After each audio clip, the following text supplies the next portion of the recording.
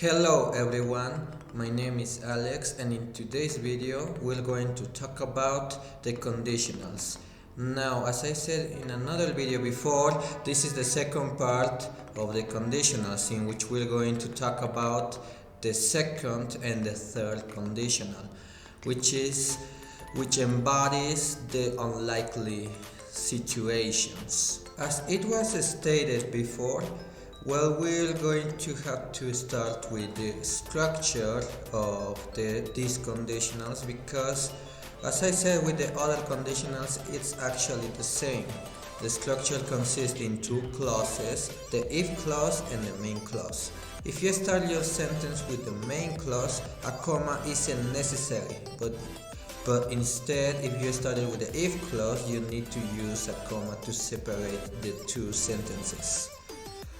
And depending on which conditional we're talking about, the conjugation tense that we use differs. Now, talking about the second conditional, it talks about unlikely situations that could not happen. It is mainly used to express a possibility of a certain situation, but it is very unlikely, almost impossible to achieve due to different actions, different circumstances that say otherwise. So it is mainly used to express or to talk about hypothetical events or to express sarcasm and irony.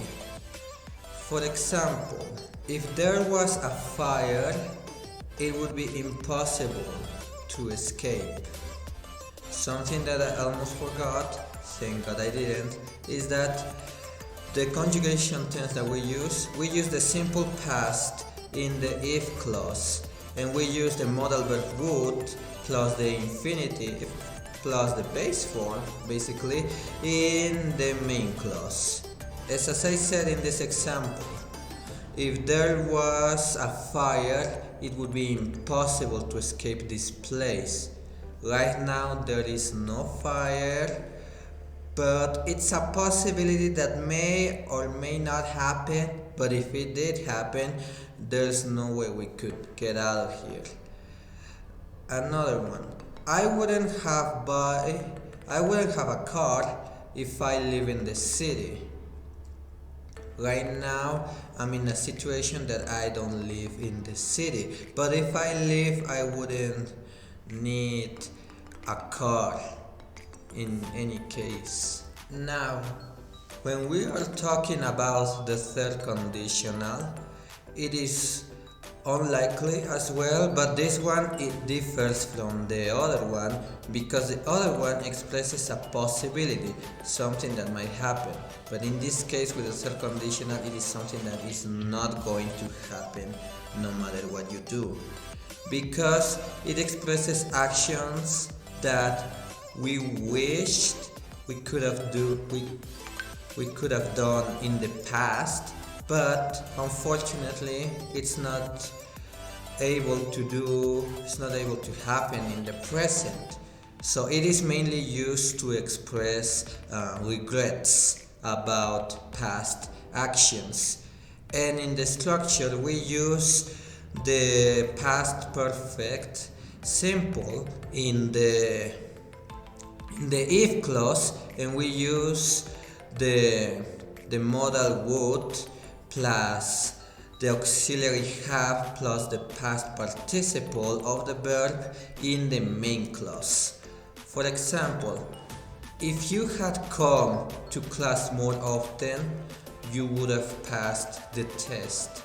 We're talking in a situation where someone failed his test and he wished he would have not, but unfortunately he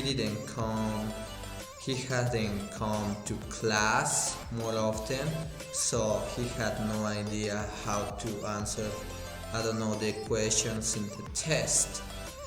Another one, he could have died if he hadn't been wearing a helmet.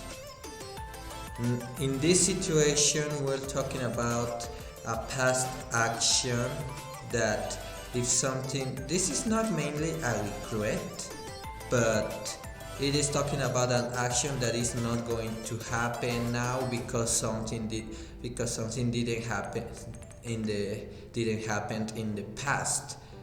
When he said he had been wearing a helmet and so he didn't die, but if he in certain circumstances wasn't